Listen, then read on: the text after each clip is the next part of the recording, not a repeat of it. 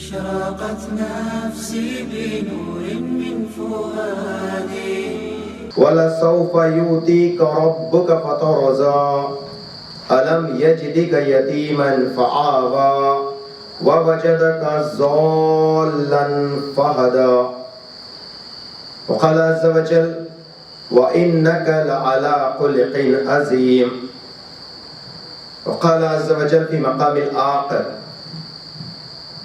لقد كان لكم في رسول الله أسوة حسنة وقال النبي صلى الله عليه وسلم إن أصدق الحديث كلام الله وأحسن الهدي هدي محمد صلى الله عليه وسلم وشر الأمور محدثاتها وكل محدثة بدعة وكل بدعة ضلالة وكل ضلالة في النار وقال النبي صلى الله عليه وسلم من أحب سنتي فقد أحبني من أحبني كان معي في الجنة أو كما قال عليكم الصلاة والسلام رب اشرح لي صدري ويسر لي أمري واحلل عقدة من لساني يفقهوا قولي رب يسر ولا تؤثر وتمم بالخير رب زدني علما سبحانك لا علم لنا إلا ما علمتنا إنك أنت العليم الحكيم معزز و محترم برادران اسلام پردانشین خواتین کا السلام علیکم ورحمۃ اللہ وبرکاتہ۔ اللہ سبحانہ و تعالیٰ کی سلامتی رحمت و برکت آپ تمام لوگوں پہ ہو۔ تمام تعریفیں لائق و زیبا ہے اللہ سبحانہ و تعالیٰ اکیلے کے لیے جس نے ہم سب کو پیدا کیا۔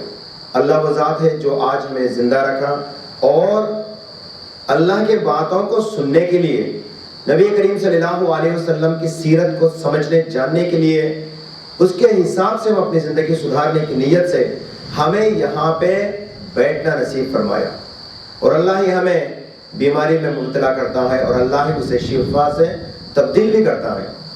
ہر طرح کی نعمتوں سے نوازنے والی ذات اللہ ہے، اور ہم سب کو موت بھی دے گا، ہمیں قبروں میں لے جائے گا تو وہ اللہ ہی ہوگا، ہمیں پھر قبروں سے اٹھائے گا تو وہ اللہ ہی ہوگا۔ اس کے علاوہ کسی کے پاس یہ قدرت یا طاقت نہیں ہے۔ اس رب کائنات کے لیے تمام حمد و ثنا ہو، بے شمار درود و سلام ہو خاتم النبی محمد مصطفیٰ صلی اللہ علیہ وسلم کا۔ اللہ تعالیٰ کا بے انتہا فضل ہوا، کرم ہوا کہ اللہ تعالیٰ نے ہمیں بار بار اس جگہ پہ بیٹھنا نصیب فرمایا۔ ہم اللہ سے دعا کریں گے کہ اللہ تعالیٰ ہمارے آج کے اس بیٹھنے کو قبول فرمائے اور اس کا اجر ہمیں دنیا اور آخرت دونوں میں عطا فرمائے، آمین یا رب العالمین۔ برادران اسلام، جہاں تک اعلان کیا گیا عنوان آج کا محمد صلی اللہ علیہ وسلم کا بچپنا، یہ نبوت سے پہلے والی زندگی جس کے اندر ان کی جوانی کے حالات بھی آ جاتے ہیں۔ ایک مختصر ہوں گا، اصل میں اللہ کے نبی صلی اللہ علیہ وسلم کی سیرت کے اوپر ہم غور کریں گے تو ان کا ہر لمحہ ہمارے لیے ہدایت ہی ہدایت ہے، کیونکہ اللہ تعالیٰ نے تمام انبیاء علیہ السلام پہ مقام و مرتبے میں حضرت صلی اللہ علیہ وسلم کو رکھا ہے، تو اس لیے ان کے زندگی کے ہر چرچے کو ہم اپنی زندگی کے لیے ہدایت کے سرچشمے لینا چاہیے۔ ہمیں صرف ان کی حمد و ثنا کو بیان کرنے کے تعلق سے نہیں، بلکہ ان کے بارے میں جھوٹی محبت رکھتے ہوئے، ان کی محبت میں غلو کرتے ہوئے ہم اپنی زندگی کو گزارتے ہیں، یہ اسلام میں جائز نہیں ہے۔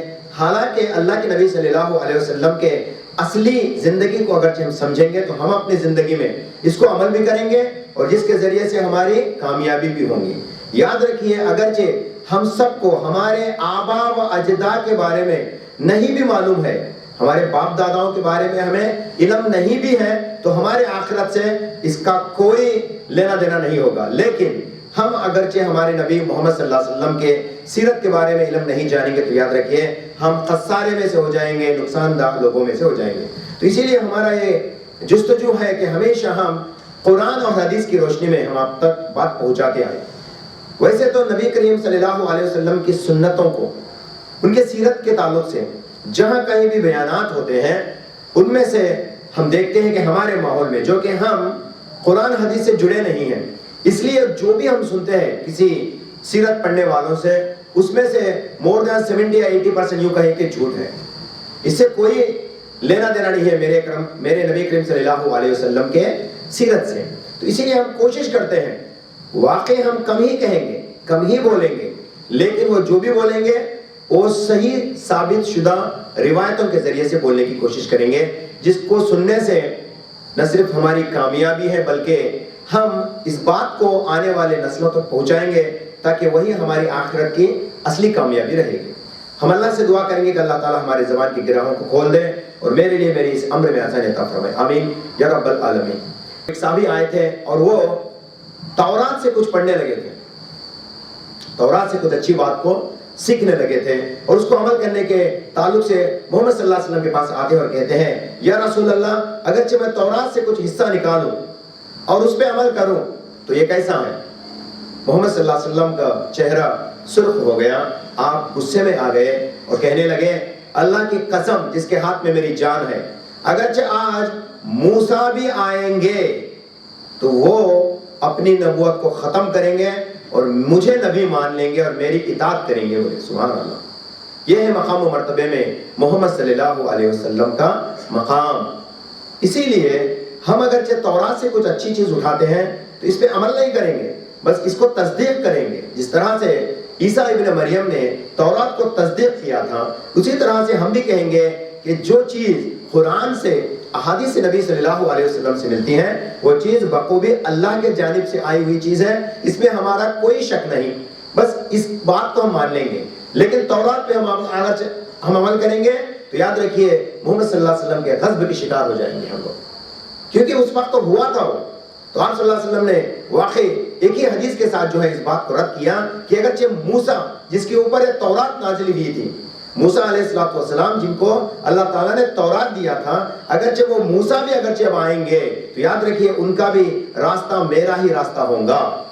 مکہ میں اللہ کوئی نیا نام نہیں تھا، کوئی نیا نام نہیں تھا، کفار و مشرکین بھی اللہ بولے تو مانتے تھے، لیکن اللہ کے ساتھ لات اور عزا کو بھی مانتے تھے اور کئی سارے دیگر بتوں کو بھی مانتے تھے، کئی سارے دیوی دیوتاؤں کو بھی مانتے تھے۔ اصل مسئلہ ان کا وہی تھا، اسی لیے ان کو مشرکین مکہ کہا گیا، شرک کرنے والے وہ مکہ والے کہا گیا۔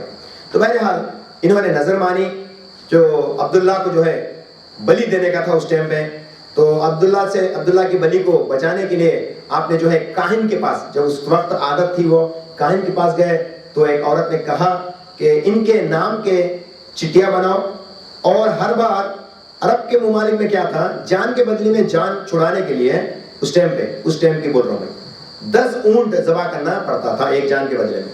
تو کاہن نے کہا کہ 10 اونٹوں کا چیٹی اور عبداللہ کا چیٹی دو بھی ملا کے ڈال دو ایک جگہ، جو چیٹی نکلتا، جو قرہ اندازی کرتے ہیں، جو قرہ ڈالتے ہیں، جو چیٹی نکلتا، تو اگرچہ وہ عبداللہ کا نام آتا ہے تو پھر 10 ملا کے ڈالو، اگرچہ وہ عبداللہ کا نام آیا تو پھر 10 ڈالو، مطلب یہ کہ زیادہ چیٹیاں بناؤ، 100 چیٹیاں کا کرو، جہاں تک 10 کرے پھر بعد میں 20 کرے پھر بعد میں 30 کرے، ہر بار 10 بڑھاتے گئے یہاں تک کہ 100 اونٹ کا نام کا ایک چیٹی اور حضرت عبداللہ کے نام کا ایک چیٹی دونوں ملا کو قرہ میں ڈالتے ہیں، اور جب حضرت عبداللہ کے نام کے بدلے میں 100 اونٹوں والا چیٹی لاٹری میں نکلتا ہے۔ مطلب ابھی عبداللہ کا ویلیو کتنا بڑھ گیا؟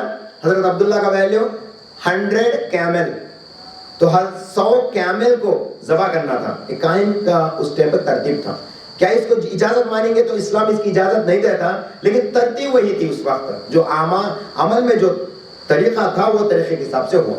تو بہرحال حضرت عبداللہ کو جو ہے 100 اونٹوں کے جو ہے بدلی میں حضرت عبداللہ کو بخشا گیا۔ بہرحال حضرت عبداللہ سے نکاح ہوتا ہے حضرت آمنہ کا، اور حضرت آمنہ بنت عبد الوہاب، تو نکاح کے بعد آپ حمل شدہ ہو جاتی ہیں، اور تجارت کے سلسلے میں حضرت عبداللہ مدینہ کے طرف شام کے علاقے میں چلے جاتے ہیں، جو کہ مدینہ سے ہوتا ہوا جاتا ہے۔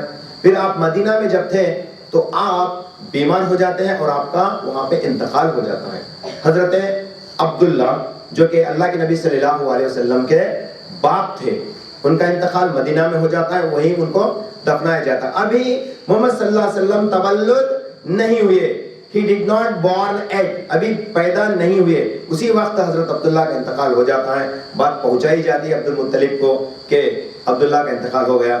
اب ہمارے جیسے حالات نہیں نا، فوراً فون کرے تو ہمیں کار ڈال لے کے آ جاتے ہیں، ٹرین میں آتے ہیں، فلائٹ میں آتے ہیں، 2 دن چھپا کے رکھو، ایسا نہیں نا، کوئی ذریعہ نہیں تھا کہ فوراً جا کے مل کے آ جائے، ایسا کچھ بھی ذریعہ نہیں تھا۔ جو جہاں پہ مر جاتے انہیں وہیں دفنا دیتے۔ یہ سلسلہ پھر بعد میں مکہ تک پہنچ جاتا ہے. عبد المطلب اور حضرت آمینہ بڑے ہی غمزدہ ہوتے ہیں. بہرحال یہ واقعہ ایسا ہوتا پھر اللہ کے نبی صلی اللہ علیہ وسلم کہ اب بھی بالکل نزدیک میں پیدا ہونا تھا تو حضرت آمینہ خواب میں دیکھتے ہیں. سبحان اللہ. حضرت آمینہ خواب میں دیکھتے ہیں کہ بوڑھا شخص جس کا ذکر آپ کو صحیح بخاری کے کتاب الانبیاء کی کتابوں میں مل جاتا ہے. ایک بوڑھا شخص آتا ہے اور کہتا ہے اے آمینہ تمہارے پاؤں میں جو کڑا ہے. حضرت آمینہ اس وقت ایک پاؤں میں کڑا پہنا کرتے تھے. آج بھی ہے وہ سلسلہ. جو اسلام رد کریا وہ سلسلہ آج بھی ہے.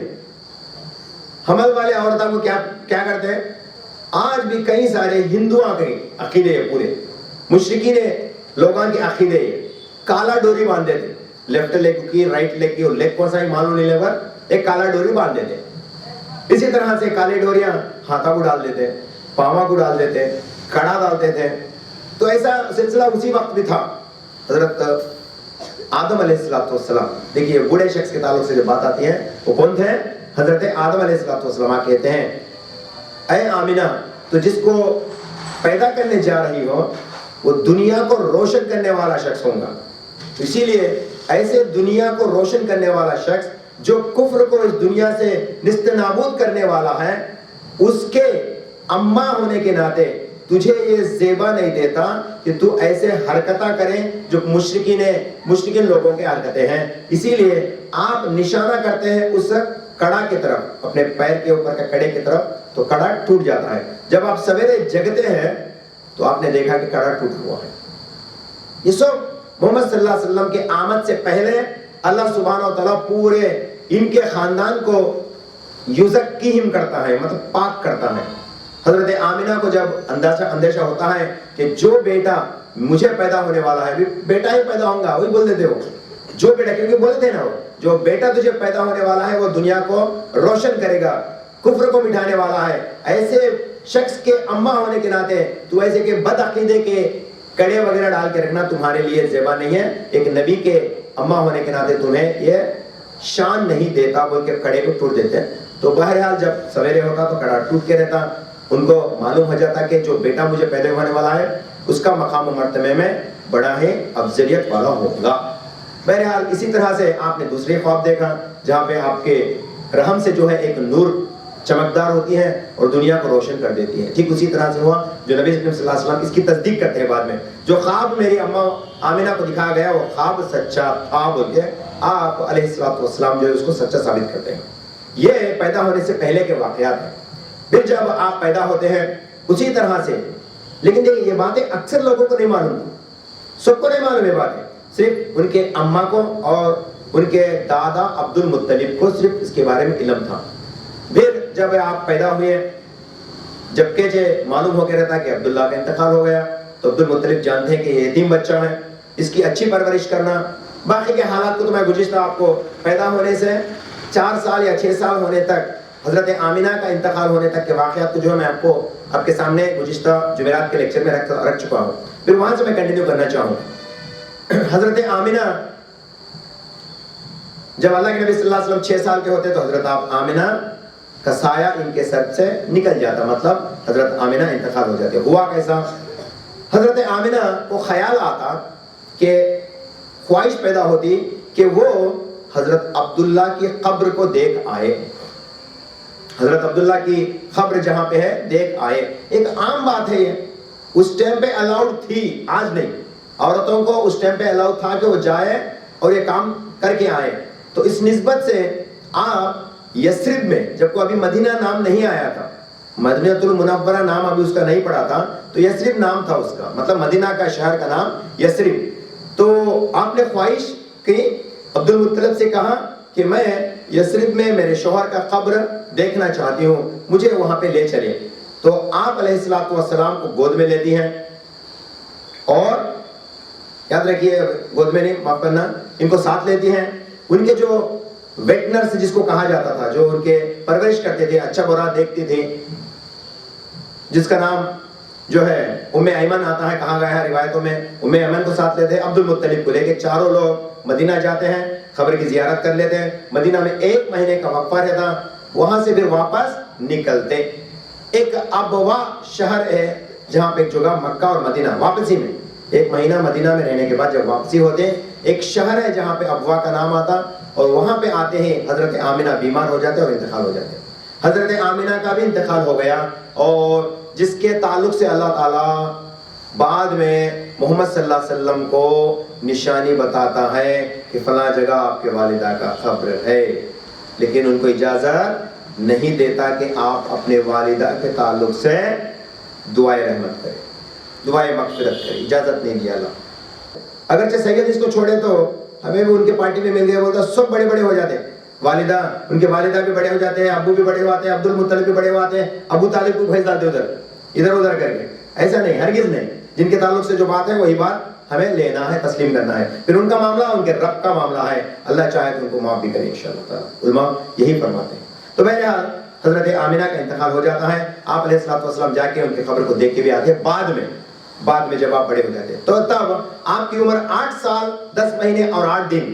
صفی الرحمان لکھتے ہیں اپنی کتاب میں رحمۃ اللہ علیہ کہ 8 سال 10 مہینے 8 دن کے بعد 10 دن کے بعد جو ہے عبد المطلب بھی انتقال کر جاتے ہیں.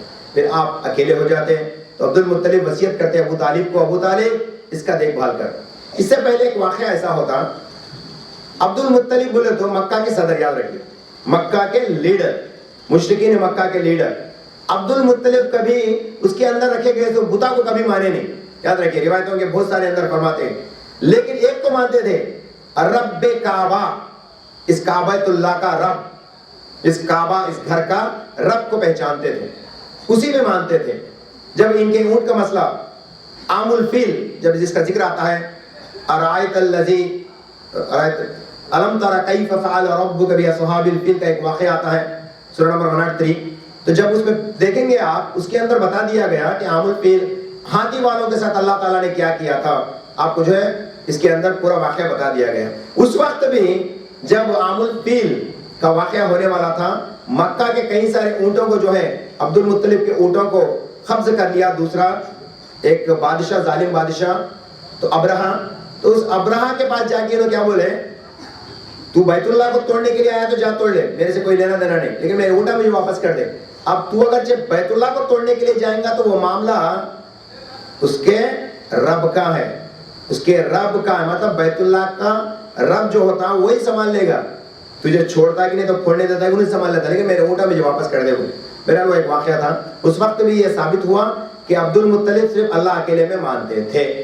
تو مکہ کے بازو میں جب دھوپ آتا ہے شام کے ٹائم کو، ہم کو ایک عادت ہوتی ہے ہمارے یہاں بھی، ایک جھاڑ کی چھاؤں میں چبوترے پہ بیٹھنا عادت لوگوں کو، گاؤں میں تو بہت زیادہ ہے. اسی طرح سے مکہ کے چھاؤں میں عبد المطلب بیٹھا کرتے تھے. ایک پلنگ تھا، چوپائی تھی، تو ایک چٹائی کے اوپر آپ نے بیٹھتے تھے اور باقی کے اپنے جو بھی بچے نیچے بیٹھتے تھے، جو بھی مشرکین وہاں کے تھے سب نیچے بیٹھتے تھے. لیکن محمد صلی اللہ علیہ وسلم کبھی بھی ہمیشہ جب بھی آتے ہیں تو وہ چٹائی کے اوپر بیٹھ جاتے، وہ پلنگ کے اوپر بیٹھ جاتے. لوگ جو ہے باقی کے لوگ جا کے ارے وہاں پہ ہمارے صدر بیٹھنے کا جگہ ہو، لاؤ ان کو میں نیچے لے کے آتا ہوں بول کے آتے ہیں. عبد المطلب ان کو اپنے ہاتھوں سے کھینچ لیتے ہیں، کہتے ہیں اس کا مقام و مرتبہ بہت افضل ہے، کیونکہ عبد المطلب جانتے تھے کہ ان کے بچپن میں کیا کیا واقعات ہوئے تھے. تو بہرحال یہ میرا بیٹا بہت مقام و مرتبے والا ہے، یہی صدر بنے گا آگے، یہ بٹھاتے ہیں. اس طرح سے ان کے واقعات بھی ہوتے ہیں. تو بہرحال عبد المطلب کا انتقال ہونے کے بعد ابو طالب سنبھالنا شروع کرتے ہیں. تو کیا محمد صلی اللہ علیہ وسلم کبھی اپنے بچپنا میں بچے کی جیسا شکل نہیں اختیار کرے تھے؟ آپ کیا کرتے تھے؟ بنو اسد کا ایک قبیلہ تھا جن کے بکریاں تھیں. محمد صلی اللہ علیہ وسلم ان کے بکریاں چرایا بھی کرتے تھے اور پیسے بھی لیا کرتے تھے. ان کے بکریاں چراتے تھے اور پیسے بھی لیا کرتے تھے. یاد رکھیے بکریاں چرانا پورے انبیاء علیہ السلام کی سنت ہے. اسی لیے یاد رکھیے اسلام میں بھی بکریوں کا بزنس کرنے کے لیے ابھارتے ہیں. بکریاں بول تو تمہارے میرے نزدیک بکری بول تو کالی سر کی چھیلی بکری، یہ نہیں پوٹلا جس کو بولتے ہیں نا ہم لوگ یہاں پہ ہماری زبان کی بولتے ہیں وہ مویشی. تو یہاں پہ ان مویشیوں کے بزنس میں اللہ تعالیٰ برکت دیتے ہیں کیونکہ یہ طریقہ رسولوں کا طریقہ ہے، یہ سنت رسولوں کی سنت ہے. تو ہر نبی بکریاں چرایا کرتے تھے. تو بہرحال محمد صلی اللہ علیہ وسلم بھی بکریاں چرایا کرتے تھے. اور بنو حسد سے جو ہے پیسے آتے تھے وہ اپنے اوپر جو ہے خرچ کیا کرتے تھے. اس طرح کے واقعات ان کے بھی تھے. اور یہ اتنے امانت دار بن گئے, ان کے اوپر کتنی اچھی مہر لگ گئی کہ جہاں کہیں بھی محمد صلی اللہ علیہ وسلم جاتے ہیں ان کو بڑی عزت سے دیکھا جاتا, جہاں کہیں بھی جاتے. کیوں؟ کیونکہ وہ سچے تھے. جو بات یہ کہتے تھے, جو صلاح مشورہ یہ دیتے تھے, نبوت سے پہلے کی بات بول رہا ہوں, جہاں کہیں بھی ان کا مشورہ لیتے تھے وہ سب سکسیسفل ایونٹس تھے. ہر جگہ پہ ان کا مشورہ سکسیس ہوتا تھا. اسی طرح سے محمد صلی اللہ علیہ وسلم کا بچپنا گزرا. جب یہ جوان ہوئے, 20 سال کی عمر میں پہنچے, تو آپ نے بزنس اور تجارت بھی, کپڑے کی تجارت بھی کیا. آپ نے کپڑے کی تجارت میں اپنا ہنر دکھانا شروع کیا. اسی طرح سے کئی سارے اچھے بزنس ہیں آپ کرنا شروع کریں. آخر کار محمد صلی اللہ علیہ وسلم جو ہے حضرت خدیجۃ الکبریٰ سے رابطہ ہوتا ہے, اور حضرت خدیجۃ الکبریٰ کا میسرہ بول کے ایک غلام تھا, اور وہ حضرت خدیجۃ الکبریٰ کی جو بزنس تھی وہ سنبھالتے تھے ان کے غلام. پھر آخر کار محمد صلی اللہ علیہ وسلم کا ذکر آتا ہے. حضرت خدیجۃ الکبریٰ کو معلوم ہوتا ہے کہ بڑے امانت دار شخص ہے محمد, یہ بزنس بھی کرنا جانتے ہیں, اگرچہ آپ کوشش کریں تو میں ان کو آپ کے سامنے لاؤں. تو حضرت خدیجۃ الکبریٰ جو ہے میسیج بھیجتے ہیں محمد صلی اللہ علیہ وسلم سے کہیے, جب تک آپ نبی نہیں بنے تھے, آپ کی عمر ابھی 20 سال کی تھی, محمد صلی اللہ علیہ وسلم سے کہتے ہیں آپ ہمارے اس بزنس کو کریں کہ جو منافع آپ کو دیگر بزنس کرنے سے ملتا ہے میں اس کا اور دگنا منافع آپ کے لیے دوں گی, مطلب زیادہ سیلری دوں گی آپ کو, آپ بزنس کیجئے, یہ کہتے ہیں. تو محمد صلی اللہ علیہ وسلم جو ہے بزنس کے اندر آ جاتے ہیں. محمد صلی اللہ علیہ وسلم حضرت خدیجۃ الکبریٰ رضی اللہ تعالی عنہا کی بزنس کو سنبھال لیتے ہیں. درمیان میں واقعات دیکھیے, سبحان اللہ سبحان اللہ. اللہ تعالیٰ بچپن ہی سے آپ علیہ السلام کے چلنے پھرنے میں جو ہے رحمت ہی رحمت رکھا ہے. حضرت عبد المطلب کا ایک دور, ایک واقعہ میں آپ کو بولوں گا, ذہن میں بہت کچھ ہے, مسنگ دا آرڈر, ایک آرڈر میں مس کر رہا ہوں, جیسے جیسے یاد جاؤں گا بولتے چلوں گا, یاد رکھیے. محمد صلی اللہ علیہ وسلم جی کی عمر تقریباً بتائی جاتی ہے 12 سال کی عمر. 12 سال کی عمر میں حضرت ابو طالب محمد صلی اللہ علیہ وسلم کے ساتھ رہتے ہیں, اور خاص سالی ہوتی ہے وہاں پہ, بہت سارا خاص آ جاتا ہے, کھانے کے لیے کھانا نہیں رہتا, پینے کے لیے صحیح طرح سے پانی نہیں ملتا, مویشیاں جہاں کہیں بھی مر جاتے رہتے ہیں. جب مویشیاں ہی مر گئے تو ان کے پاس کھانے کے لیے کیا ہوتا, خالص گوشت پہ ڈیپینڈنٹ تھے وہ لوگ اس وقت. تو مویشیاں جب مر جاتے تو ان کے لیے کھانا کچھ بھی نہیں رہتا تھا. اس وقت لوگ آتے ہیں, اور ابو طالب جو کہ ون آف دا لیڈرز تھے, یاد رکھیے, one of the leaders, main leader نہیں بلکہ ون آف دا لیڈرز, کہا کرتے ہیں کہ ہم سب کو چاہیے کہ رب کعبۃ اللہ, یاد رکھیے پھر سے رب کعبہ سے ہم دعا کریں گے, وسیلہ طلب کریں گے, اور بارش کے لیے دعا کریں گے بول کے تمام لوگ جڑتے. یہ مشورہ ہوتا, طے ہوتا. پھر آخر کار محمد صلی اللہ علیہ وسلم کا ذکر ابو طالب کو آتا. محمد صلی اللہ علیہ وسلم کے بارے میں ابو طالب کو بھی تھوڑے باتاں عبد المطلب بتا کے تھے. محمد صلی اللہ علیہ وسلم کی بچپنے ہی میں ان سے جو واقعات ہوئے, ان کے شق قلب کا جو واقعہ تھا وہ سب جانتے ہیں. پھر جا کے محمد صلی اللہ علیہ وسلم کا رخ آتا.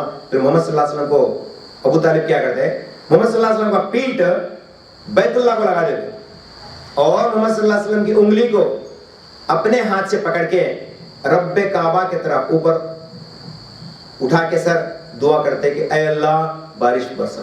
جب تک کچھ بھی بادل وغیرہ نہیں تھے, بڑا سوکھا تھا, اتنے میں جب آپ دعا کرنا شروع ہی کرے فوراً آپ نے دیکھا کہ کالے بادل نزدیک گھمر لیتے ہیں, پورے کعبۃ اللہ اور مکہ کے شہر کو جما لیتے اور برسنا شروع ہوتا. اور اتنا برستا روایتوں کے اندر آتا ہے, مبارک پوری صفی الرحمن مبارک پوری لکھتے ہیں وہاں آزو بازو کے جو بھی خلیے تھے وہ ڈوب گئے, اتنا بارش تھا. پھر تمام جنگلات جو ہے پھر اگاتے ہیں, مویشیاں پھر اچھے چر کھا کے بھر جاتے ہیں. وہاں سے وہ چیز, مطلب یہ خط کرو بولتے ہیں جس کو تیلگو میں ہم کرو کاٹکالو بولتا ہوں, آپ کو آسان معلوم ہوتا. خط سالی بولتے کبھی پڑھ کے بھی رہتے نہیں. کرو کاٹکالو کو صبح ایک دم ختم ہو جاتے. کس کے نسبت سے؟ محمد صلی اللہ علیہ وسلم کے نسبت سے. تو ایسا محمد صلی اللہ علیہ وسلم کو بچپن ہی میں کئی سارے عجوبے پیش آئے تھے. تو بہرحال یہ ایک واقعہ تھا جو بعد میں اسی کو میں دوسرے سے جوڑنا چاہتا ہوں. ایک مرتبہ حضرت خدیجۃ الکبریٰ, یاد رکھیے, اب وہ واقعہ بچپن میں ہوا نا, ٹھیک اسی طرح کا واقعہ حضرت خدیجۃ الکبریٰ کے پاس بھی پیش آتا. آپ نے دیکھا اونچا تھا گھر ان کا, مطلب فرسٹ فلور سیکنڈ فلور اس وقت بھی تھا, جو چیز تھا وہ اسی چیز سے بناتے تھے. سیکنڈ فلور میں آپ جب تھے, آپ نے دیکھا دور سے ان کی غلام کہا کرتی تھی محمد صلی اللہ علیہ وسلم جب چلتے تھے تو بادل ان کو سایہ کرتے ہیں, یہ کیسا شخص ہے یہ جس کے اوپر بادل سایہ کرتا ہے. یہ کہتے ہیں حضرت خدیجہ کبریٰ تعجب ہو جاتے ہیں, ایسا کیسا ہوتا, ایک بادل کسی ایک شخص کے اوپر کیسے آ سکتا ہے, میں بھی دیکھنا چاہتی ہوں. بولے پھر فوراً جو ہے اوپر کے گھر کے پاس چلے جاتے ہیں, مطلب فرسٹ فلور میں چلے جاتے ہیں, دیکھتے ہیں دور سے کہ ایک بادل کا چھایا دکھنا شروع ہوگا, لیکن دور سے آنے والے شخص کو تو یہ پہچانے نہیں. بادل آتا ہے ان کی طرف کالا سایہ دیتے ہوئے, تو آپ علیہ الصلوۃ والسلام بالکل قریب ہو گئے تو آپ نے پہچان لیا کہ وہ محمد. بس اتنا ہی دیکھنا تھا. پھر نیچے آتے ہیں اور دریافت کرتے ہیں کہ کتنا منافع ہوا. یقین مانیے روایتوں کے اندر آتا ہے میسرہ جو ان کا غلام تھا, اسلیپ کہتے ہیں اس شخص کے بارے میں کیا کہیں, اتنا آنیسٹ, اتنا آنیسٹی مین, جس کو اتنا جو ہے ان کی ضمیر کے تعلق سے ہم کیا کہیں گے. لوگوں کو جھوٹ نہیں بولتے ہیں, اگرچہ آپ کے اندر آپ کے کپڑے کے اندر کوئی کمی ہے تو کمی دکھاتے ہیں اور کہتے ہیں اس کے اندر یہ کمی ہے. لوگ جو ہے خوشی ہی سے جو ہے اس کپڑے کو خریدتے ہیں کم دام میں, اور زیادہ سے زیادہ خوشی ہو کر دوسرا اور ایک دام بھی جو ہے لگا کے لے جاتے ہیں. واقعی یہ شخص کے بارے میں کوئی ہمیں کچھ کہنے کے لیے باقی نہیں ہے, اتنا امانت دار شخص ہے, کہنا ہی تھا. پھر اپنے دل کے اندر خواہش پیدا کرتے ہیں کہ ہم کاش کہ اسی شخص سے میری نکاح ہو جائے. کس کا؟ حضرت خدیجہ الکبریٰ. دل میں خواہش کرتے ہیں کہ محمد صلی اللہ علیہ وسلم سے نکاح کرنا. تو یہ بات کو جو ہے اسی میسرہ کہتے ہیں. معاف کرنا, ان کے اور ایک فرینڈ تھے نفیسہ نام آتا ہے حدیثوں کے اندر.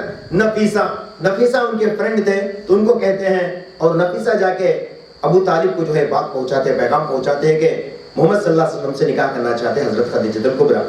حضرت خدیجہ الکبریٰ جب ودوا ہوئی تھی, بیوہ ہوئی تھی, مکہ کے عالی شان گھرانے کے لوگ خدیجہ الکبریٰ سے نکاح کرنا چاہتے ہیں, کیونکہ وہ خوبصورت تھی, ہونہار عورت تھی, بزنس کو اپنے انگلیوں میں کھلانے والی عورت تھے, زبردست, ان کے اچھے ان کا IQ بہترین تھا بول کے روایتوں کے اندر لکھتے ہیں. خوبصورتی بھی ویسے ہی تھے بول کے, لیکن آپ نے کسی سے نکاح کے لیے ہاں نہیں بھرا. لیکن آپ نے محمد صلی اللہ علیہ وسلم کو جب دیکھا, ان کی امانت داری سے جب واقف ہوئے, ان کی اچھائی سے جب واقف ہوئے, ان کے ہونہاری پن سے جب واقف ہوئے, ان کے جو معجزات دیکھنا شروع کریں, تو آپ نے دل میں خواہش کی کہ ہم محمد سے نکاح کریں گے. تو محمد صلی اللہ علیہ وسلم سے نکاح کرنے کا پیغام بھیجتے ہیں. ابو طالب محمد صلی اللہ علیہ وسلم سے نکاح کر دیتے ہیں.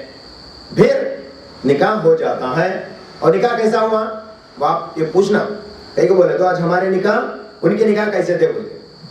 محمد صلی اللہ علیہ وسلم کے دور میں 4 طریقے کے نکاح تھے, یاد رکھیے.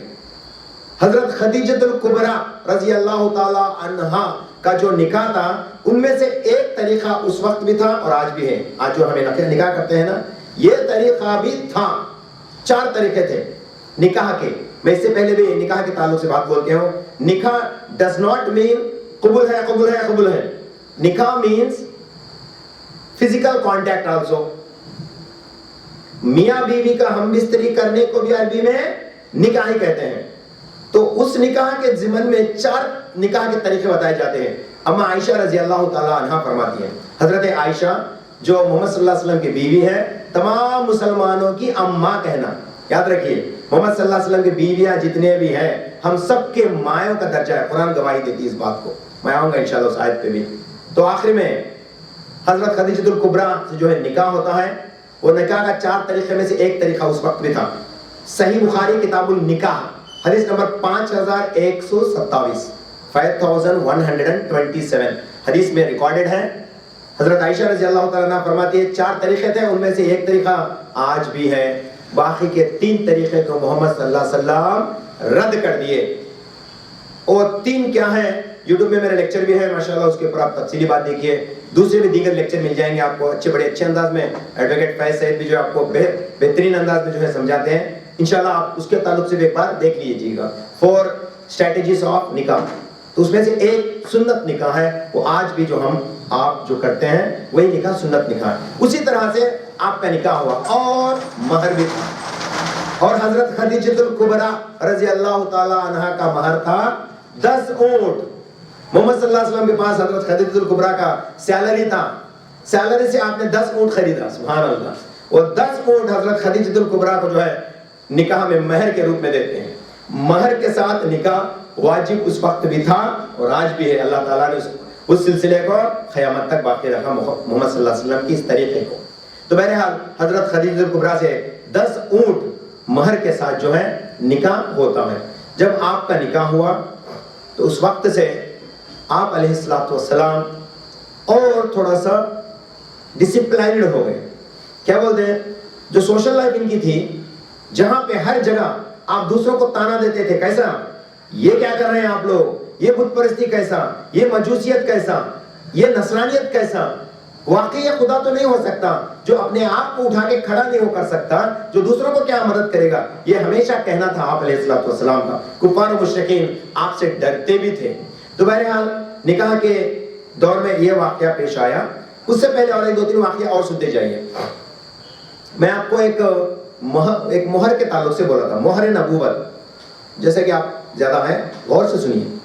There is a stamp on the Prophet Muhammad صلی اللہ علیہ وسلم بیک سائڈ، دونوں کندھوں کے درمیان میں ایک مہر. یاد رکھیے مہر کو کون پہچانا، سب سے پہلے پہچاننے والا تھا ایک کرسچین فادر، ایک کرسچین پاسٹر پہچان تھا. جب آپ علیہ السلام کی عمر 6 سال کی تھی، آپ کی عمر 12 سال کی تھی، معاف کرنا 12 سال کی تھی، حضرت ابو طالب سیریا کو اپنا کپڑا بیپار کرنے کے لیے جا رہے تھے. تو آپ نے محمد صلی اللہ علیہ وسلم کو اپنے ساتھ لے گئے اور بصرہ کہ ایک شہر میں آپ کا رہنا ہوا، آپ کا ٹھکانہ لگا، آپ کا قبیلہ وہاں پہ رکا.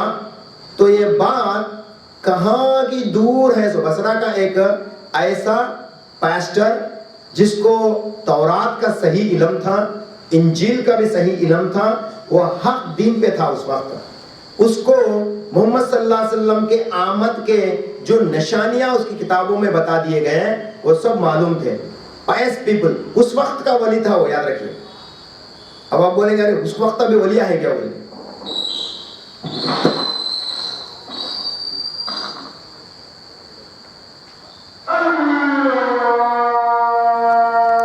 کو بھی ایک مرتبہ اور روایت میں تو 2 مرتبہ محمد صلی اللہ علیہ وسلم خود فرماتے ہیں مجھے میرے بچپن میں صرف 2 جگہوں کے علاوہ باقی تمام چیزوں میں اللہ نے مجھے بچا لیا.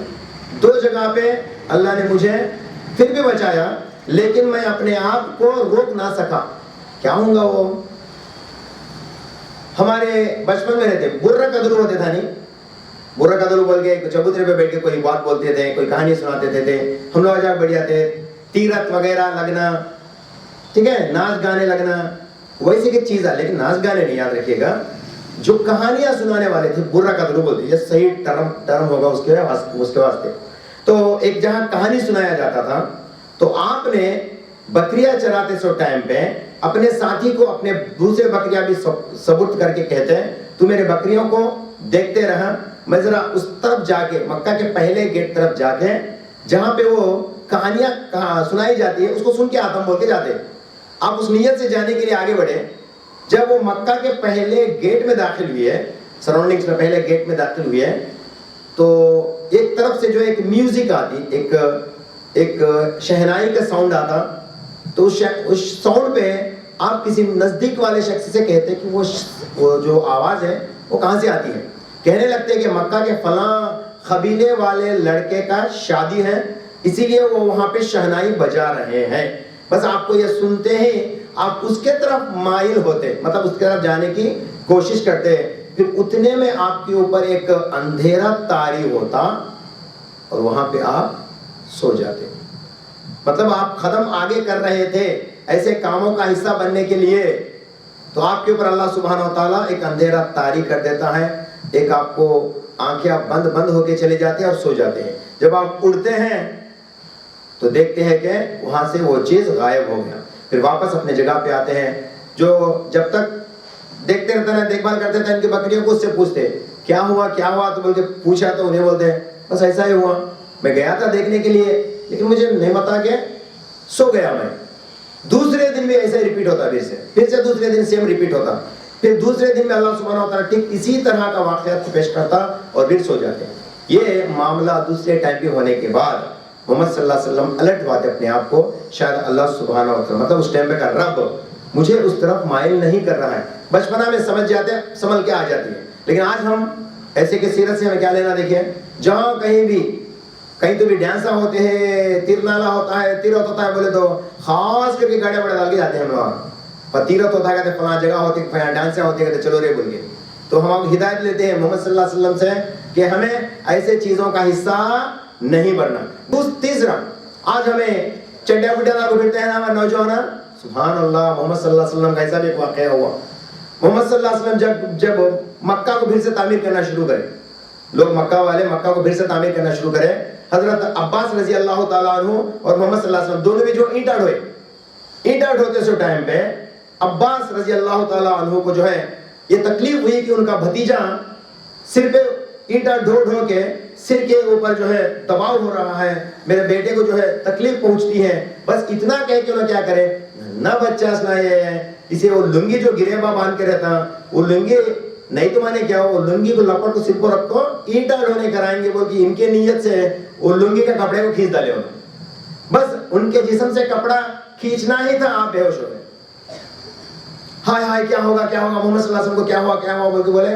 بے ہوش میں کیسا ہوئے، اوندا پڑے، ان کی شرمگاہ جو ہے زمین کی طرف ہو گئے جیسا گر گئے. پھر جب یہ جگے تو فوراً کہنے لگے لنگی میری گریبا، میں لنگی بول کے ہماری زبان میں بولتا ہوں، میرا گریبا کہاں ہے بول کے آواز دینے لگے. تو پہلے فوراً گریبا ڈالے اوپر، تب جا کے گریبا باندھ کے اٹھے. تو محمد صلی اللہ علیہ وسلم کبھی بھی اپنے اورا کو نہیں دکھائے. آج ہمارے پورے بچے چڈیا ڈالنے کو گاڑی کو بیٹھ کو جاتے ہیں، وہ چڈی گاڑی کو بیٹھنا دیر کدھر سکتا تاکہ اندر تک چلے جانا. ایسا ڈالنے کے ہمارے نوجوان مرد بچے پھرتے ہیں، کیا سمجھتے ہیں مرد بچے مرد بچہ لنگا پھرتے کچھ بیٹھتے ہیں، فیشن ہوتا ہے. ایسا رانگ ہے یہ چیز. اورا، مرد کا اورا ناف سے لے کر گھٹنے تک ڈھکے رہنا. پاؤں اٹھا کو گاڑی پہ ڈالے تو بھی وہ چیز ڈھک کے رہنا. وہ ہمارے یاد رکھو اب سے انشاءاللہ، یہ بہت حرام ہے. عورت کو بنا برقعے کے باہر جانا جیسا حرام ہے، ویسا مرد کو ناف سے لے کر گھٹنے تک ڈھکے نہیں سر کا جانا بھی حرام ہے. ہمیں دوسرے کو بولتے جا کوری ہو عورت جاتی دکھ رہے بالا امدال لے کو تو بھی پہنا سوچ رہے، تو تیرا چڈی بھی اوپر چھے، تو بھی اپنے آپ کی طرف غور کر. اللہ قرآن میں آپ کے لیے بھی فرماتے ہیں، پھر ان کے لیے بھی کہتے ہیں. تو چڈیا پہننا چھوڑو، چڈیا جائز نہیں ہے. افسوس کہ آج مسلمان صرف اسی کی طرف متوجہ ہوتے ہیں. ہرگز میں لنگی بھی آپ پہنیں گے تو گھٹنا تک باقاعدہ ڈھک کے رہنا، اس میں دو رائے کچھ بھی نہیں. کسی امام کو فتوے کو لے کے آنے کی کوئی ضرورت نہیں. گھٹنے تک باقاعدہ ڈھک کے رہنا، گھٹنے سے اوپر کپڑا نہیں آنا. آپ گھر میں ہیں کیسے بھی رہو، باتھ روم میں گئے کیسے بھی رہو، چلتا تمہارے واسطے ہو. لیکن جب آپ اوپن ہوتے ہیں it is prohibited, strictly prohibited and it is گناہ. تمہارے گھر والے، تمہارے اماں کو، تمہارے بھائی کو، تمہارے بہن کو اسی حالت میں آپ دکھنا بھی حرام آپ کے لیے. یاد رکھیے ہرگز نہیں، کیونکہ آپ کا وہ عورہ ہے. It is only permitted for you and for your wife to see those area, that area particularly. اس کے علاوہ کسی کے لیے وہ جائز نہیں ہے، اماں کے لیے بھی جائز نہیں، بیٹا کے تعلق سے. یاد رکھیے اس چیز کو انشاءاللہ. پاسٹر کے تعلق سے بول رہا تھا نا، اس کو بھی ختم کرو انشاءاللہ. کرسچن پاسٹر کو نشانیاں دکھنے لگے، وہ بھی اس وقت کا ولی تھا. نشانیاں دکھنے لگے یہ کیا ایسا ہوتا ہے، اس کو احساس ہونے لگا کہ یہ چرند پرند جو ہے کچھ اور ہی محسوس کر رہے ہیں. تو فوراً وہ اس وقت چرچ سے باہر آتا ہے اور گاؤں سے باہر جانے لگتا ہے. لوگ جو گاؤں والے تعجب سے دیکھتے یہ پاسٹر کبھی باہر آیا نہیں، ہمیشہ گھر میں رہنے والا، انہیں آج باہر کہیں کو جاتا ہے، کیا ہوا ہوں گا تو باہر آیا وہ تو کچھ بڑا عجوبہ ہی ہونے والا ہے بول کے سب اس کو فالو کرتے. پھر یہ جاتا اس قبیلے کے پاس جا کے رکتا جہاں پہ محمد صلی اللہ علیہ وسلم 12 سال کی عمر میں بیٹھے ہوئے تھے. ابو طالب ان کے رہبر تھے، ابو لہب بھی تھا، فرمایا جاتا ہے ابو لہب بھی تھا. پاسٹر جاتا ہے سب کے سامنے، یہ جانتا ہے کہ محمد صلی اللہ علیہ وسلم کو یعنی پیغمبر اگرچہ دیکھے تو ایکسپریس نہیں کرتے، کیونکہ وہ دور میں پیغمبر ابو تو مار ڈالنے کا دور تھا. وہ تو اپنے آپ کو یہ سمجھتا ہے، کہتا ہے میں تمام لوگوں کو جو کھانے پہ بلانا چاہوں گا، وہ کھانے کی دعوت دیتا ہے، ویلکم کہتا ہے. پھر پاسٹر کے پاس سب جنے کیا کرتا ہے, یہ ابو لہب کیا کرتا بڑا ہوشیاری سے, ارے ننھے بچے کو کہیں لیکن ہے ہمارے سامان آپ حفاظت کرتے رہے, بول کے محمد صلی اللہ علیہ وسلم کو چھوڑ کے چلے جاتا. ننھے بچے نے لے ہمارے رات کے بڑے میں بولے بلایا سو اے محمد تمہیں حفاظت کرتے رہے بول کے جاتا.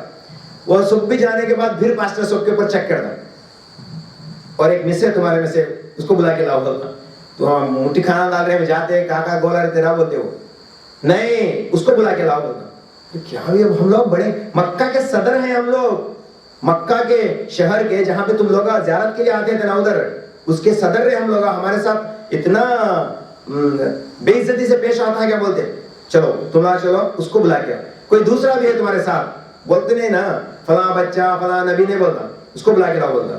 پھر منہ چڑھاتے ہوئے لوگ جاتے ہیں اور اس بچے کو, میرے پاس اب فون بھی نہیں ہے, ابو طالب کہتے ہیں میرا ایک چھوٹا بچہ تھا جو میں نے حفاظت کے سامان حفاظت کے لیے چھوڑ کے آیا, تو پاسٹر کہتا اس کو بلا کے لاؤ, جب تک اس کو نہیں لائیں گے آپ کی خاطرداری نہیں ہوں گی. تو اس کو بلایا جاتا, مطلب محمد صلی اللہ علیہ وسلم کو بلایا جاتا. پھر پاسٹر کہتا ہے کہ اس کے داسیوں کو جاؤ ان کو کھانا سرو کرو. پھر ابو طالب کو سائڈ میں لے کے جاتا, محمد صلی اللہ علیہ وسلم کو پیچھے لے کے جاتا, اور یہ لوگ سب کھانے میں بڑھ کے رہتے. محمد صلی اللہ علیہ وسلم کے گریباں کو جو ہے پیچھے سے اٹھا کے ان کے مہر کو جو ہے دیکھتا, سبحان اللہ. کہتا ابو طالب کو جب تک معلوم نہیں یہ مہر نبوت کا مہر ہے بولتے, جب تک نہیں معلوم. 12 سال کی عمر میں کرسچین پاسٹر جا کے پیچھے سے مہر دیکھنے کے بعد کندھوں کے درمیان میں ابلا ہوا گوشت کا لتوڑا, گوشت کا جو ہے ٹکا دیکھنے کے بعد اس کو یقین ہوتا کہ یہ نبی ہے, آنے والا تمہارا صدر ہوگا, یہ بچہ تمہارا صدر ہوگا. نبی نہیں بولتے, تمہارا صدر ہوگا, اس کے اوپر اللہ سبحانہ و تعالیٰ پورے دنیا کے بھگدڑ کو دے گا, تو فوراً تم اس بچے کو لے کے مکہ واپس چلے جاؤ. یہ کہتا, بس اتنا کہنے کے بعد یہ واقعہ کو یہاں پہ ختم کر دیں. تو واپس جب آتے ابو طالب کو شک ہوتا کہ اس طرف جائیں گے تو یہودی ہے, جیسے کہ کرسچن بولا تھا, تو کئی کو تو اچھا بول کے ان کے غلاموں کے ساتھ محمد صلی اللہ علیہ وسلم کو دے کے مکہ کو بھیج دیتے 12 سال کے لڑکے. یہاں پہ چند مورخین لکھتے ہیں وہ حضرت بلال کو دے کے بھیجتے بول کے. اصل میں حضرت بلال کا اب تک کوئی ناتا نہیں ہے یہاں پہ. حضرت بلال ابو بکر کے نہ غلام تھے, نہ ابو لہب کے غلام تھے, نہ ابو طالب کے غلام تھے. جب تک میرے خیال سے صفی الرحمن مبارک پوری لکھتے ہیں, میرے خیال سے جب بلال پیدا بھی ہوئے کہ نہیں معلوم نہیں مجھے, لیکن یہ جو لوگ باندھتے ہیں, جو جھوٹ باندھتے ہیں, حضرت بلال نہیں تھے, وہ دوسرے جو غلام تھے ان کے ہاتھ مکہ کو دے کے بھیجے. یہ واقعہ بچپن میں ہوتا. پھر محمد صلی اللہ علیہ وسلم کا شادی کے بعد کا واقعہ کی طرف ہم آئیں گے. آخرکار محمد صلی اللہ علیہ وسلم کو جو ہے ایک چیز پیش آتی, محمد صلی اللہ علیہ وسلم کے اوپر بڑے سہولت کے ساتھ جو ہے حضرت خدیجہ کبریٰ ساتھ دیتے آتے, ان کی پوری جائیداد کو نبوت کے بعد خرچ کرنے کے لیے یا ان کے ذات کے اوپر خرچ کرنے کے لیے دے دیتے. نبوت کے بعد تو ویسے بھی خرچ ہو گئے, اس سے پہلے بھی جو ہے تمام اچھے کام کرنے کے لیے آپ علیہ الصلوۃ والسلام غار حرا پہ جاتے تھا, وہاں پہ آتے سے لوگوں کو کھانا کھلانے کے لیے ہمیشہ ریڈی بیٹھتے تھا. حضرت خدیجہ کبریٰ خود کھانا بناتی اور وہاں پہ غریبوں کو کھلانے کے لیے غار حرا کے پاس چلے جاتی. یہ ان کا عادت تھا. میرے یہ واقعہ تمام لکھے ہیں, اس میں جو امپورٹنٹ واقعہ ہے اس پہ ہم دیکھیں گے. محمد صلی اللہ علیہ وسلم سے حضرت خدیجہ کبریٰ سے جتنے بھی بچے ہوئے سوائے ابراہیم علیہ السلام کے, ابراہیم علیہ السلام بولتے کہ وہ ابراہیم نہیں, محمد صلی اللہ علیہ وسلم کو تیسرا بیٹا بھی ہوا. مطلب محمد صلی اللہ علیہ وسلم کو پہلے 2 بیٹے ہو گئے, تیسرا آخری میں. محمد صلی اللہ علیہ وسلم ابھی 1 سال میں انتقال ہو جاتے, ابھی 1 سال میں اس دنیا سے چلے جاتے, اس وقت بھی ایک بیٹا ہوتا محمد صلی اللہ علیہ وسلم, تو میرا وہ اس کا نام ابراہیم رکھتے. تو حضرت خدیجہ کبریٰ سے آپ کو 4 بیٹیاں 2 بیٹے پیدا ہوتے. سب سے پہلے بیٹا پیدا ہوتا جس کا نام قاسم رکھا جاتا, قاسم بن محمد.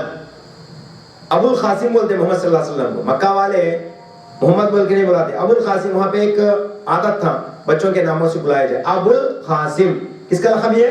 محمد صلی اللہ علیہ وسلم کا لقب. لوگ دوسرے لوگوں کو ابو القاسم بولا تو نکو رکھو بولتے تھا محمد صلی اللہ علیہ وسلم, کیونکہ وہ لقب وہ یہ کنیت میری ہے, دوسروں کے لیے اجازت نہیں دیتے تھا محمد صلی اللہ علیہ وسلم. بہرحال ابو القاسم اسی لیے کہتے تھے آپ کو قاسم.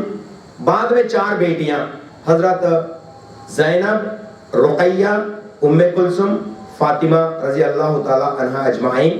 اور 5ویں نیکسٹ آفٹر دیٹ 6 میں آرڈر میں 5 ہو گئے ابھی, ایک بیٹا, 4 بیٹیاں اور پھر بیٹا, اس کا نام عبداللہ رکھا جاتا. ان کا نام انہی کو طاہر بھی کہتے. عبداللہ اور طاہر ایک ہی بیٹے کا نام تھا. یہ دونوں بیٹے اپنے 2 سال کی عمر میں ہی انتقال ہو جاتے ہیں.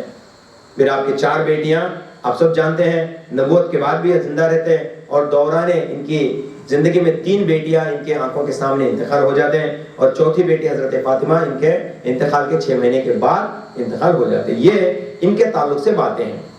تو یہ نبوت کا بھی پہنچتا ہے، انشاءاللہ نیکسٹ لیکچر ڈیورنگ نبوت، آفٹر نبوت کے بارے میں بات ہوگی انشاءاللہ۔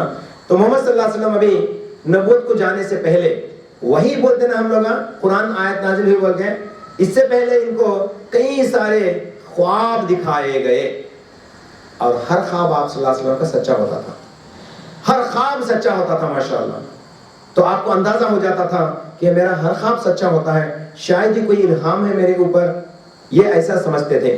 2-3 سال پہلے سے جب آپ کو خواب دکھانا شروع کرے اللہ سبحانہ وتعالیٰ، اور جبرائیل علیہ السلام کئی بار ان کے خواب میں آتے ہیں، جب جبرائیل بول کے پہچانے نہیں ہو، بعد میں وہ واقعے کو جبرائیل بول کے بعد میں بولتے ہیں، لیکن جب ان کو جبرائیل کے بارے میں علم نہیں تھا، کوئی شخص آتا تھا میرے ذہن میں کچھ باتیں ٹاک کے چلا جاتا تھا، وہ باتیں مجھے یاد ہو جاتی تھی، جب میں سویرا کرتا تو میں اس باتوں کو ویسے ہی دیکھتا دنیا میں۔ تو مطلب آپ کے کئی سارے خواب سچے ثابت ہوئے، اسی لیے محمد صلی اللہ علیہ وسلم فرماتے ہیں اگرچہ آپ کا کوئی خواب سچا خواب پڑیا سمجھو، وہ نبوت کا 40واں حصہ بولے۔ نبی صلی اللہ علیہ وسلم کو جتنے بھی خواب تھے وہ سچے ثابت ہوئے ہیں، اسی لیے آپ علیہ السلام کو وہ الہام، اس کو لفظ استعمال کرتے ہیں الہام، سچا خواب آپ کو دکھانا، وہ الہام ہونا، یہ نبوت کا حصہ تھا، اور آپ کو نبی چن لیا گیا تھا۔ پھر جب آپ 40ویں سال میں پہنچے تو آپ اکثر زیادہ سے زیادہ راتیں دنہ غار حرا میں گزارا کرتے تھے، اور آخر کار وہ دن آ ہی گیا جس دن اللہ سبحانہ و تعالی قیامت تک آنے والے تمام لوگوں کے لیے ہدایت کے سرچشمے آگے کرے، اور وہ دن تھا، وہ رات تھا لیلۃ القدر کا رات، اور اللہ نے سب سے پہلی آیات اقرأ بسم ربک الذی خلق نازل کی۔ بس آپ کے اوپر یہ 5 آیتیں نازل ہوئے، آپ علیہ السلام گھبرائے گئے، انسان تھے۔ ایک بات یاد رکھیے، آپ علیہ السلام کون؟ انسان تھے، آپ سوشل لائف گزارا کرتے تھے، لیکن آپ کا اس سوشل لائف میں کیے جانے والے برائی سے کوئی لینا دینا نہیں، جو صحیح راستہ تھا آپ کا وہی راستہ۔ تو آپ کے اوپر جب یہ 5 آیتیں ایک فرشتہ آ کے نازل کرا تو آپ گھبرائے گئے، اور حضرت خدیجہ الکبریٰ کے گود میں پڑ گئے۔ گھر دوڑ کے آئے، خدیجہ الکبریٰ کے گود میں پڑ گئے، کہنے لگے اے خدیجہ میرے اوپر ایک فرشتہ طاری ہوا اور مجھے یوں کہنے لگا پڑھو اے محمد صلی اللہ علیہ وسلم تمہارے رب کے نام سے، جس رب نے قلم بنایا، قلم کے ذریعے علم سکھایا، پڑھو تمہارے رب بڑا ہی رحمتوں والا ہے۔ یہ آیتیں سنتے ہی حضرت خدیجہ الکبریٰ رضی اللہ تعالی عنہا سب سے پہلے کہنے لگی اے میرے شوہر، آپ کے اوپر جو چیز طاری ہوئی وہ حق ہے بول کے کہنے والی سب سے فرسٹ مسلم ایک عورت تھی حضرت خدیجہ الکبریٰ رضی اللہ تعالی عنہا۔ اسلام آنے کے بعد، قرآن آنے کے بعد سب سے پہلے ایمان کون لے لائے؟ ویسے تو نبی ہے محمد صلی اللہ علیہ وسلم، لیکن ادر دین نبی کون؟ حضرت خدیجہ الکبریٰ رضی اللہ تعالی عنہا ایمان لاتی اور کہتی ہیں تسلی رکھیے، دیکھیے تسلی رکھیے، آپ امانت دار ہو، آپ سچے ہو، آپ ہمیشہ سچائی کا ساتھ دیتے ہو، آپ کے اوپر کوئی شیطان کا مرحلہ نہیں ہوتا، یہ رب کا رحمت ہی ہے آپ کے اوپر۔ سچائی کے ساتھ یہ بات کہنے والی عورت تھی حضرت خدیجہ الکبریٰ۔ بعد میں ان کے پھوپھا زاد بھائی کے پاس جاتی ہے، حضرت ورقہ بن نوفل کے پاس، کہتی ہیں ایسا ایسا واقعہ پیش آیا۔ حضرت ورقہ بن نوفل کھڑے ہوتے ہیں اور گھر سے باہر آتے کہتے ہیں میں گواہی دیتا ہوں یہ نبی ہوگا حضرت ورقہ بن نوفل۔ یہ کہنے کے چند دن بعد حضرت ورقہ بن نوفل کا انتقال ہو جاتا ہے، مطلب وہ بھی ایمان لائے تھے، وہ یہودی تھے، یہودی مذہب پہ تھے، وہ جو تورات کے اوپر جو نسخے تھے اسی نسخے پہ آپ کا ایمان تھا، تو یہ ایمان والے ہو جاتے ہیں حضرت ورقہ بن نوفل۔ یہاں تک انشاءاللہ تعالی اس بات کو روکیں گے۔ میں دعا کروں گا کہ جتنے بھی لوگ یہاں پہ جمع ہیں اللہ سبحانہ و تعالیٰ آج ہم نے جتنی بھی بات کہی ہے اس کو قبول فرمائے، ہمارے ذہنوں میں اچھی باتوں کو زیادہ تر ذہن میں یاد رکھے، اور اللہ ہم سب کو اس حالت میں بنا دے کہ ان باتوں کو ہم دوسروں تک شیئر کر لیں۔ اللہ سے دعا کیجئے گا کہ اللہ تعالی ہم سب کو کہنے سننے سے زیادہ عمل کرنے کی توفیق عطا فرمائے۔ اقول قولی ھذا استغفر اللہ لی ولکم ولسائر المسلمین، آمین ثم آمین، وآخر دعوانا الحمد للہ رب العالمین، والسلام علیکم ورحمۃ اللہ وبرکاتہ۔ بنور من فؤادي حينما